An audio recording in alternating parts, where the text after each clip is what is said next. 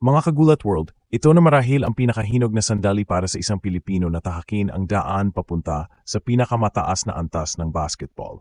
Isang kwento ng pagsisikap, tapang at angking galing ang kasalukuyang gumugulat ngayon sa mga NBA scouts. At ito ay hindi tungkol kay Kai Sotto.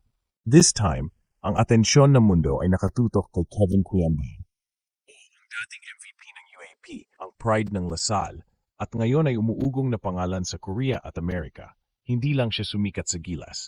Hindi lang siya binansagang future star. Ang tanong ngayon, siya na ba ang Pinoy na tunay na mapapansin sa NBA?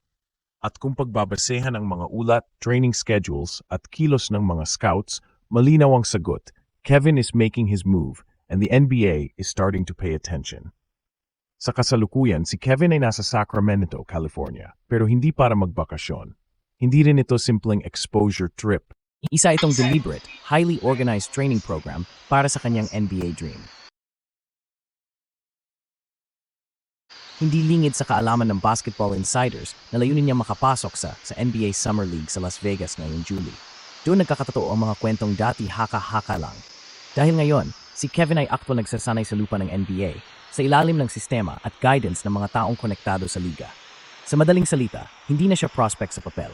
Isa na siyang aktwal na Pinoy na tinututukan ng mga talent evaluators ng NBA at posibleng mapasama sa isang Summer League roster. Isipin mo yan, from Taft Avenue to the world stage, at lahat ng ito ay pinaghirapan niya, hindi basta minana o minarket. Pero paano nga nagsimula lahat? Balikan natin. Kevin Kuyamba wasn't built for hype, he was built for basketball. Sa UAA pa lang, two-time MVP na siya, at hindi lang sa open sa umaalagwa. Ang laro niya ay all-around. May pasa, may tira sa labas, may depensa at higit sa lahat, may basketball ay bihira sa kanyang posisyon. Hindi siya yung flashy scorer na umaasa lang sa highlights. Kevin plays to win and it shows in the way he reads the game. Paglipat niya sa Korean Basketball League, hindi siya natakot sa bagong kultura o mas malalaki at mas pisikal na kalaban.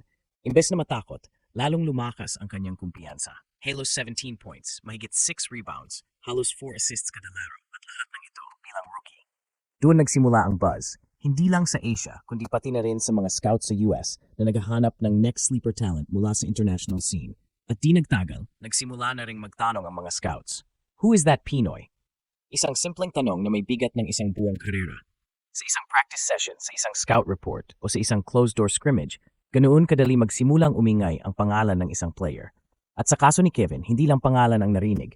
Nakita nila ang galaw, ang size, ang versatility. Sa taas niyang 6'7", sa IQ niyang parang point guard, at sa linyang stats na may laman sa lahat ng aspeto ng laro, maraming scouts ang napatingin. Hindi ito hype na gawa-gawa.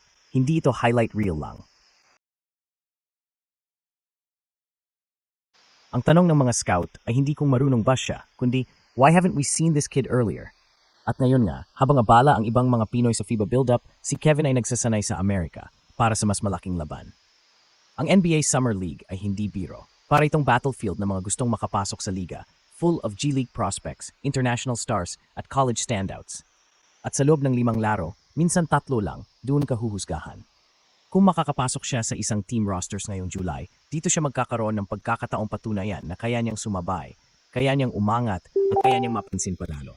Walang kasiguruhan oo, pero hindi na imposible. Kasi si Kevin, unlike most dreamers, may mga datos.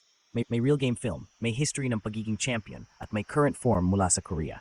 Hindi siya cold start. He's a real, warm, and hungry player, ready for the biggest tryout of his life. At kahit pa mag-focus si Kevin sa US training at NBA exposure ngayong July, hindi pa rin niya iniiwan ang Pilipinas. Ayon sa mga plano, babalik pa rin siya para sa Gilas, Pilipinas para sa FIBA Asia Cup sa Jeddah sa Agosto. Kaya kung isipin mo, 2 ang laban niya, ang isa para sa NBA at ang isa para sa bayan. Sa harap ng tensyon sa Middle East, sa gitna ng pangangailangan ng Gilas na matatag na frontcourt, Kevin will be there. And by then, posibleng iba na ang tingin sa kanya. Hindi na lang ang batang galing sa Lasal, kundi ang Pinoy na nakita sa US, tinutukan ng scouts, at ngayon ay bumalik para sa Pilipinas. Yan ang uri ng kwento na hindi mo kayang imbentuhin. Yan ang tunay na ginulat ang mundo. Ngayon, habang papalapit na ang July 10 at ang pagbubukas ng Summer League sa Las Vegas, lahat ng mata ay dapat nakaabang. Hindi lang ito tungkol kay Ito ay tungkol sa pag-asa, sa potensyal ng Pinoy, at sa posibilidad na masundan na natin, sa wakas, ang yapak ni Jordan Clarkson. Imagine mo kung mag-perform siya ng solid sa Summer League. Hustle, IQ, assists, rebounds. Imagine the reaction of coaches. Imagine kung may isang NBA team na biglang tumawag at mag-alok ng Exhibit 10 contract.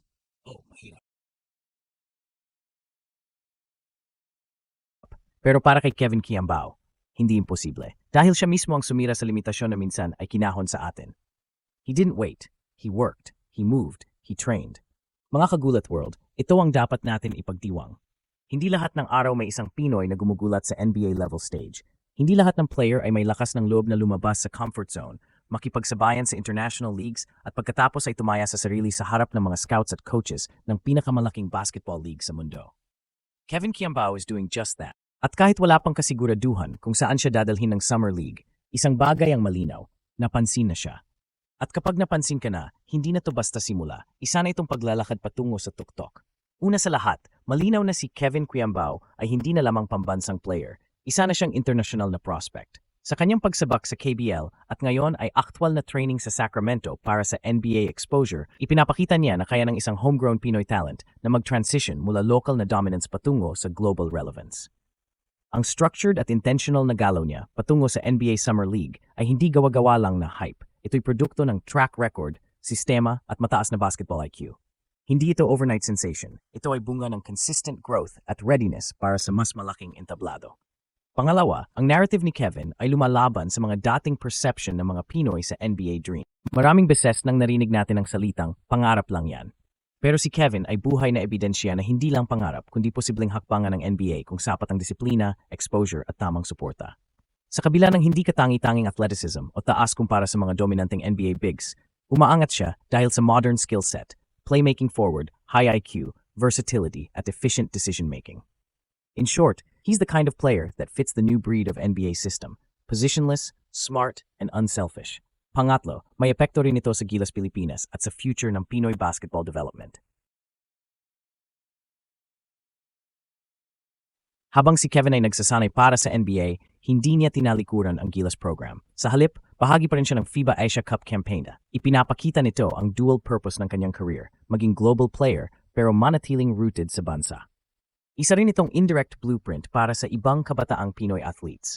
Pwedeng sumabak sa international path at sabay i-represent ang bansa ng may buong puso.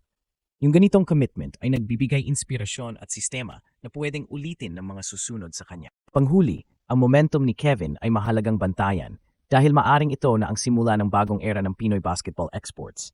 Kung maging matagumpay siya sa Summer League, kahit sa simpleng pagkapansin lang sa isang game, maari itong magbukas ng pinto para sa mga scout na seryosohin na ang talent pool sa Pilipinas.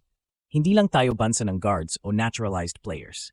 May mga homegrown forwards at playmakers, tayang-kayang maglaro sa pro systems worldwide. Kevin Kiambao might be that turning point, and Ginulat Ang Mundo is the perfect stage to document his rise.